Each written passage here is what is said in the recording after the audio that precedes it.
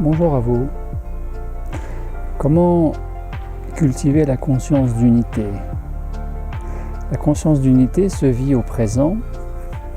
C'est le fait de vivre pleinement, de ressentir, de percevoir pleinement au présent, aligné sur ce ici et maintenant. Là où nous sommes, ce que nous ressentons, vivons, et dans cette perception, dans ce sentiment que nous sommes reliés, unis au tout, notre environnement, de ne faire plus qu'un. Autrement dit, au-delà du mental et des organes des sens comme la vue, qui nourrit le mental dans cette croyance, cette idée que nous sommes tous différents. Et donc il nous fait croire à notre individualité, nourrie par ces fameuses croyances, lesquelles renforcent, entre autres, la personnalité. Eh bien, la conscience d'unité nous fait transcender ce niveau de conscience, ou je dirais plutôt ce niveau de pseudo-conscience ou de conscience relative en tout cas, dans cette union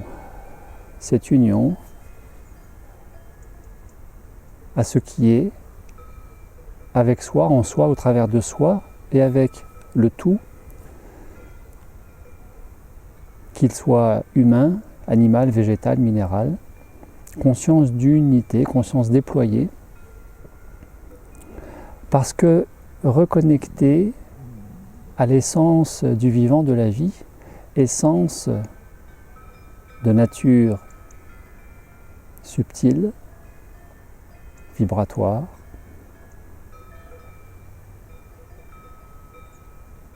conscience, amour, pour ne dire que cela. Alors comment cultiver cette conscience d'unité, qui manifestement est beaucoup plus agréable à vivre que la pseudo-conscience du mental, qui le mental nous maintient en permanence, le plus souvent, en tout cas, dans la dualité. Donc dans la distance, la comparaison, la relativité, voire la dualité, l'opposition de tout avec tout. Je ne suis pas sûr que nous puissions décider de vivre la conscience d'unité, que nous puissions décider de provoquer, par exemple ici maintenant, je décide d'être dans l'unité avec les vaches qui sont à ma gauche et qui font sonner leurs cloches, suspendues à leur cou. Je décide d'être dans l'unité avec les poulains et les bourriques qui sont derrière moi, ou d'être encore dans l'unité avec les sommets enneigés derrière ou la forêt sur le côté. Je ne peux pas décider dans le sens où c'est quelque chose qui s'impose du fait simplement d'être là, présent, peut-être plus ou moins bien aligné, mais en tout cas présent, et parce que je me laisse atteindre par ce que le grand public appelle ces moments de grâce.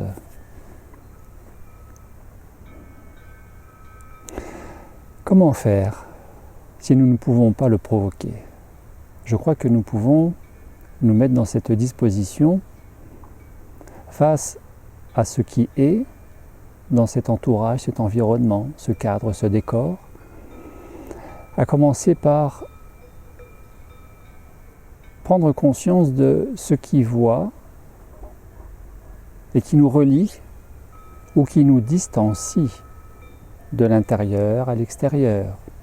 Intérieur-extérieur étant une illusion, puisqu'il n'y a pas de séparativité pour la conscience. Mais qu'est-ce qu'il voit? qu'est-ce qu'il perçoit? Est-ce que c'est la dualité, l'opposition, la contrariété, la comparaison, le jugement, la critique, et donc le mental égotique? Tout simplement, oh il fait trop chaud, ou il fait trop froid, oh regardez comme celui-là est gros, comme celle-là est maigre, et puis il y a des odeurs, etc., etc. La plupart d'entre nous, nous vivons ça du matin au soir. Il y a quelques jours, je cherchais une connexion internet et je me suis retrouvé à la ville, à quelques kilomètres, puisqu'ici il n'y en a que très peu, et je me suis retrouvé dans un bar. Un bar avec une ambiance de bar, tout simplement, avec tout autour de moi des gens, beaucoup d'hommes, et je dirais même que des hommes, pas de femmes, qui buvaient leur bière, qui jouaient leur tiercé, des hommes qui criaient, quasi, en tout cas qui parlaient très fort. Une ambiance populaire, mais une ambiance de bar, vous savez, où même s'il est interdit de fumer, eh bien, ça sent la cigarette. Au point que, en ressortant, je sentais la cigarette. Et cela m'a suivi jusque dans la voiture, et puis dans la journée, les heures qui ont suivi. Et ces mines, plus ou moins agréables, bienveillantes, étonnées, suspicieuses, interrogatives, quant à ma présence parmi eux, avec mon ordinateur sur le coin d'une table, au fond du bar. Et il y avait vraiment tous les éléments, tous les ingrédients pour être dans cette critique, ce jugement, cette comparaison.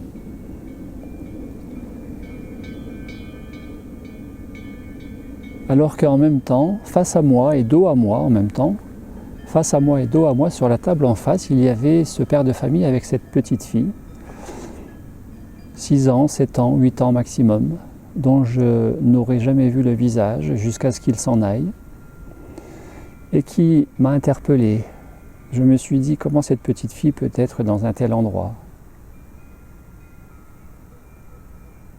Je ne sais pas vraiment ce qui s'est passé, mais cette petite fille a imprimé, déclenché quelque chose en moi, qui fait que très rapidement,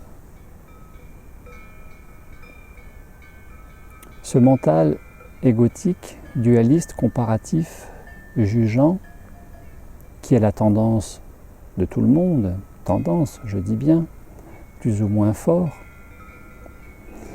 s'est effacé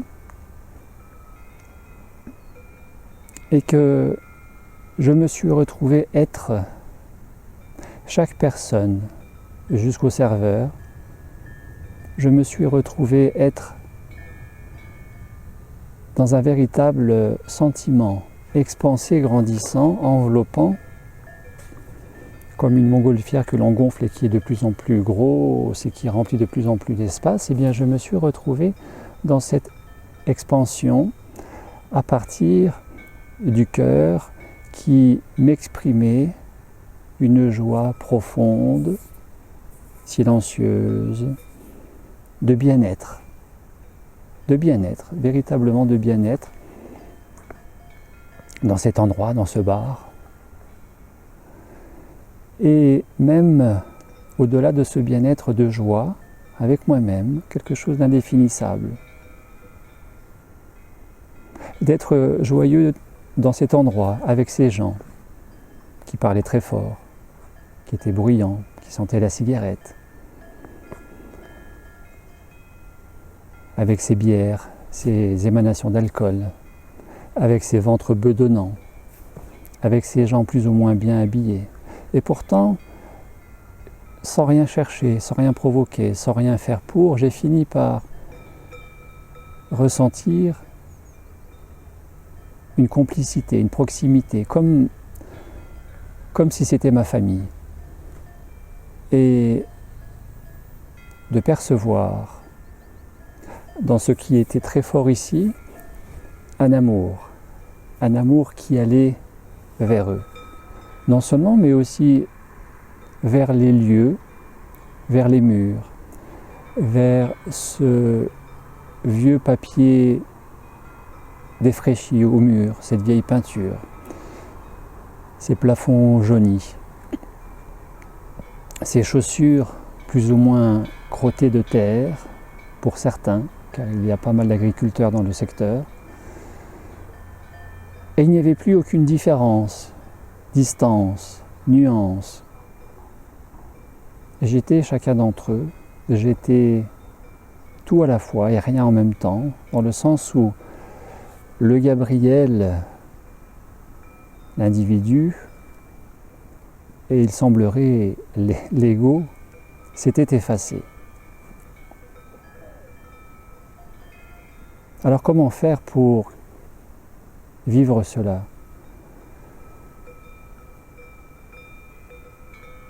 Simplement décider que nous changions nos lunettes, nos lentilles, nos filtres intérieurs,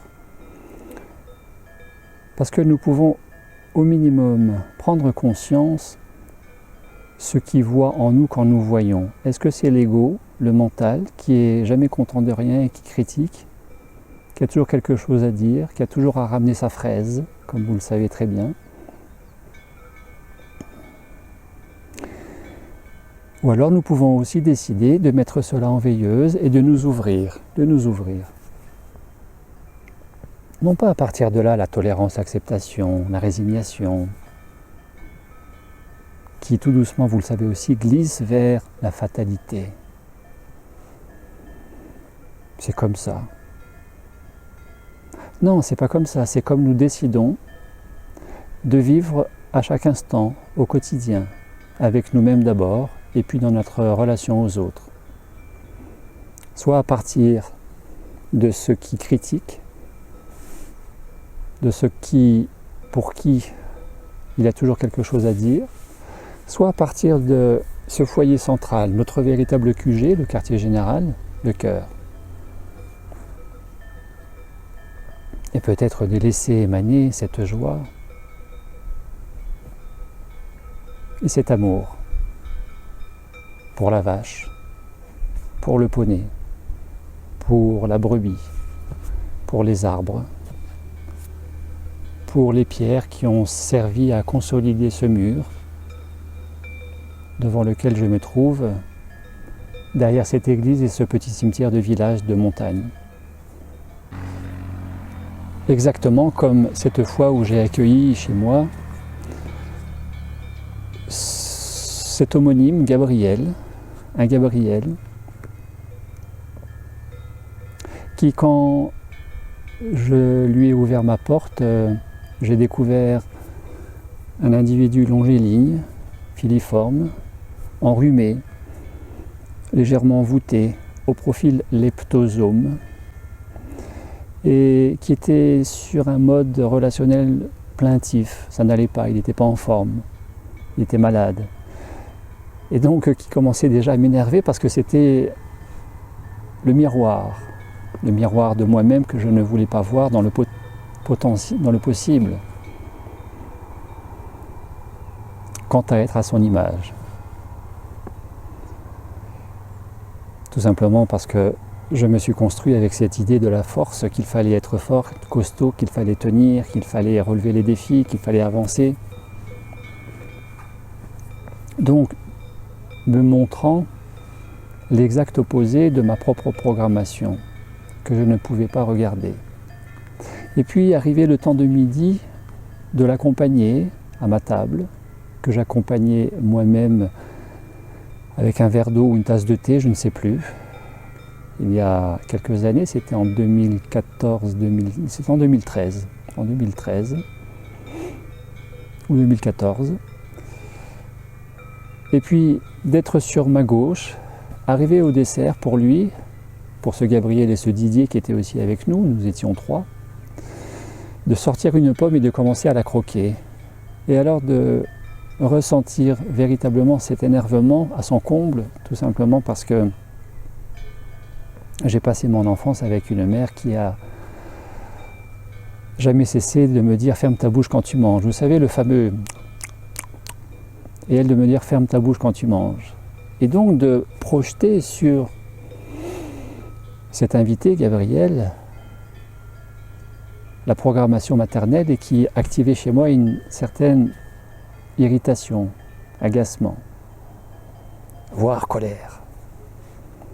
Et ainsi de prendre conscience que, opéré à ce moment-là, mon mental égotique avec toutes ces programmations qui sont là, qui étaient là en tout cas, plus fortes à ce moment-là, peut-être que maintenant, en tout cas je l'espère, et de prendre conscience donc que je pouvais faire mieux que ça, et simplement d'écouter, ressentir, de faire silence. Vous savez, ce fameux être présent, neutre, détaché, bienveillant, neutre, présent, détaché, bienveillant, et d'accueillir, simplement d'accueillir, en écoutant, en ressentant, dans un état méditatif, et ainsi de réduire, d'effacer tout ce qui peut nous mettre en distance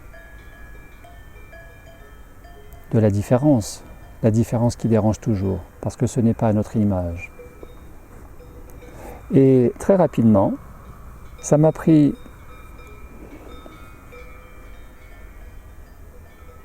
une minute, peut-être, très rapidement. J'ai été très étonné. Je suis passé d'un véritable sentiment désagréable à une véritable perception ultra agréable, parce que je n'étais plus en résistance, en réaction contre ce bruit de bouche qui croquait et mâchait la pomme. Et non seulement ça ne me dérangeait plus, mais j'ai véritablement ressenti ici cette joie pour ce Gabriel qui mangeait sa pomme, qui n'avait rien demandé à personne, qui était tranquille dans son coin, à ma table, à discuter ensemble, entre nous, avec Didier, entre nous trois, et de ressentir cette réjouissance pour lui-même qui dégustait son petit dessert, et de ressentir même un amour qui enveloppait cette scène dans ma cuisine. Un amour planant pour toute la scène, donc pour ces deux personnes, mais aussi pour l'ambiance, amour qui remplissait l'ambiance. Je ne sais pas comment vous dire ça. Conscience d'unité, avec la plante sur le côté, sur ce tabouret, dans cette cuisine qui est la mienne. Amour qui enveloppait ce Didier. Alors, si nous ne pouvons pas décider volontairement de provoquer et de nous immerger dans cette conscience d'unité, nous pouvons nous mettre dans ce qui favorise cela, c'est-à-dire de prendre conscience de nos modes opératoires basés sur l'opposition, la distance, la dualité, et de remplacer ce mode opératoire par l'accueil, l'ouverture, la réceptivité, le non-jugement, la non-critique, la non-opposition, ce qui, je le sais, est loin d'être facile, je le sais, et qui, tout cela, faisant le lit de cette conscience d'unité en devenir et de plus en plus fréquemment vécu au travers de toutes ces multiples et variées situations anodines du quotidien. Merci à vous, à très bientôt.